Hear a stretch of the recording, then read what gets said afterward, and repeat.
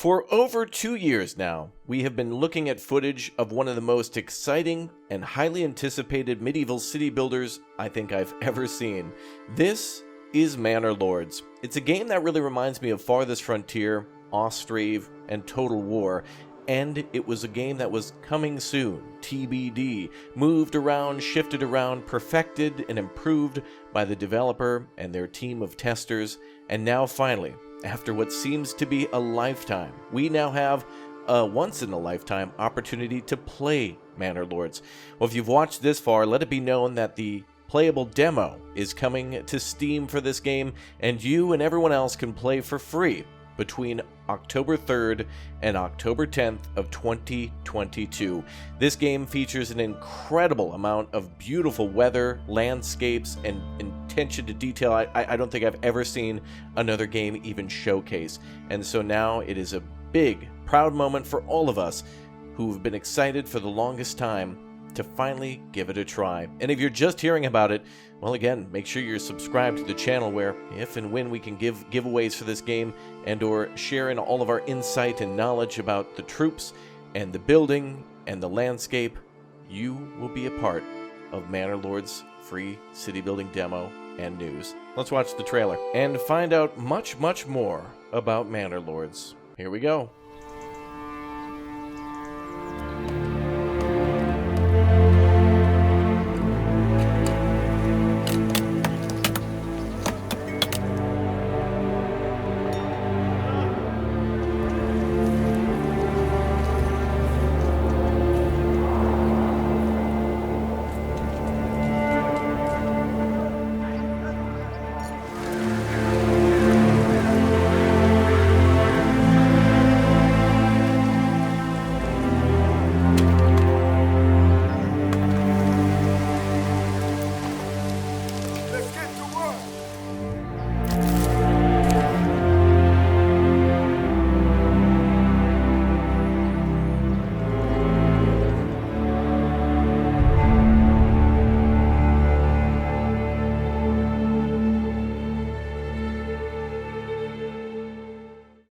I must admit that I am truly excited by all the excitement and hyped by all the hype of the finally upcoming release of a demo for Manor Lords. I'm actually quite thrilled that instead of getting a full release of the game or an early access version, that we're all getting a free demo in order to test out the game and give feedback to the things that we love, the things that we like, and the things that we could change.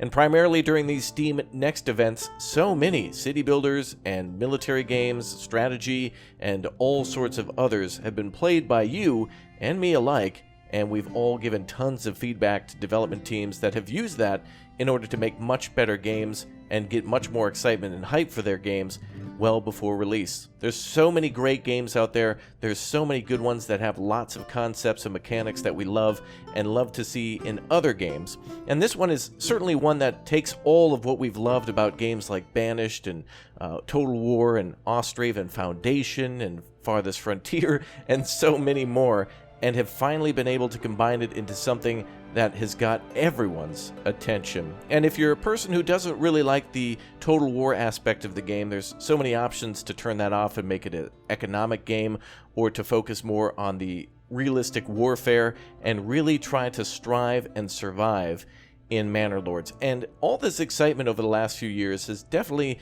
taken its toll on the waiting period. And as I was just kind of getting ready to possibly cover the game one final time before its release, to try to keep the flames alive on the channel for it, well, I got the big news just a couple of days ago that finally we all get early access to a demo, and that's a great thing. And so when it comes to Manor Lords, I hope all of you give it a try and download the hell out of it, give all sorts of rigorous feedback, and be robust with the amount of commentary and criticism and feedback, and try to be as constructive as possible. As I've always been saying, this game is certainly a game that is made by a gamer who is passionate about making a game.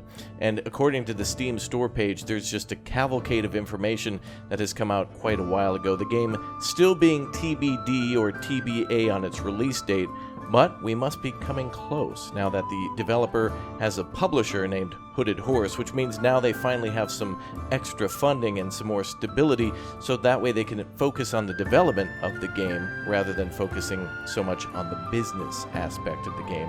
And that's a true blessing. There's tons of beautiful things to see in the game, all the different types of roadways and farms, and this game's development has continuously improved to where details that were minute, such as road colors and field design, have now become more robust, as I've said before, as we now see a cornucopia of different art styles from 2020 to 2022, and just the amount of detail of the buildings being gray and kind of sun-washed, and now suddenly becoming more alive.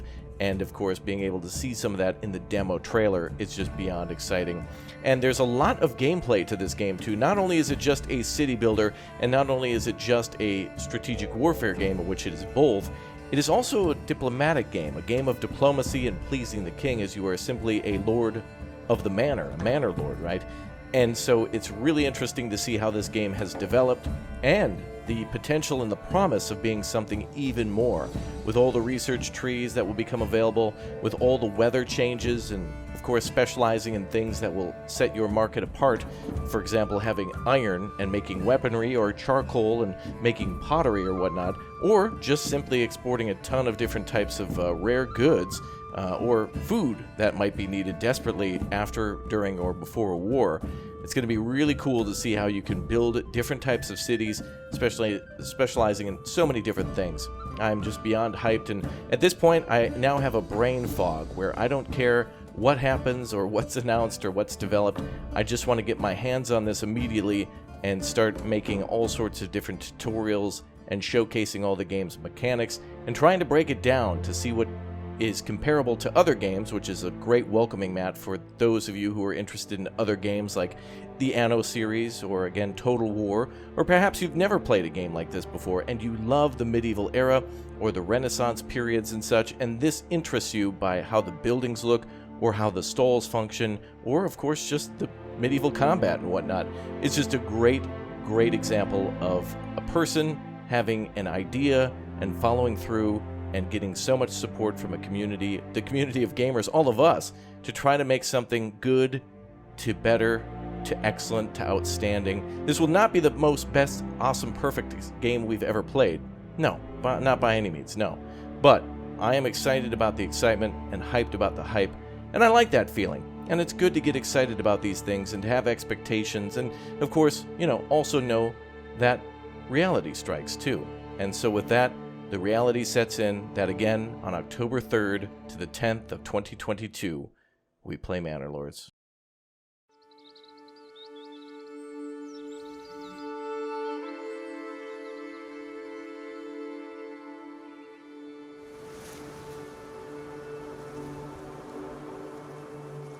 Welcome to Manor Lords.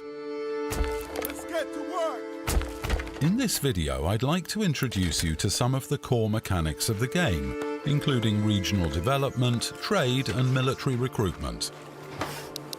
We need more workers here. The map in Manor Lords is divided into regions. Each region has its own resources, as well as a development tree. When you upgrade the residential buildings in the region, you get development points, which you can spend to unlock new development branches. This means that different regions may specialize in different things. Some may be more optimized for farming, some for mining, and some will process the resources to make expensive goods, like shoes or clothing. Depending on the optimization of your production chains, the price of the goods will change, affecting the market attractiveness. Free merchants will travel more frequently to towns that have rare and more affordable goods. These merchants are the only way to get wealth in the game. Lord's treasury, however, is split from the regional wealth. As the lord or lady, You must tax your towns and villages in order to get money for your personal endeavors. There are different taxes giving various benefits. For example, the tithe goes straight to the church, but in return, the church gives you influence.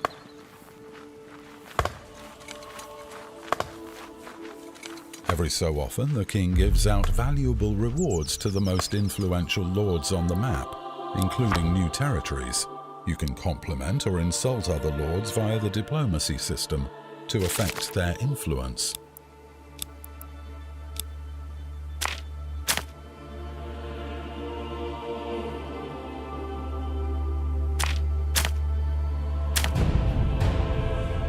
The recruitment system in Manor Lords has been redesigned after some community feedback. It is now divided into 3 unit categories. First type of recruits are the peasant militia. You can call to arms the peasants from your villages. They grab whatever improvised weapons they have and join the fight. War is coming! This will hit your economy, and you'll need at least a couple of villages to form an army.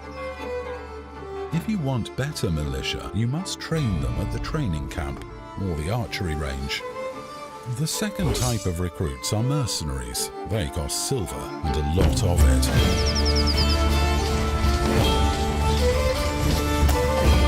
The last type is Lord's Retinue. This is a limited, heavily armored unit that you can customize to your liking.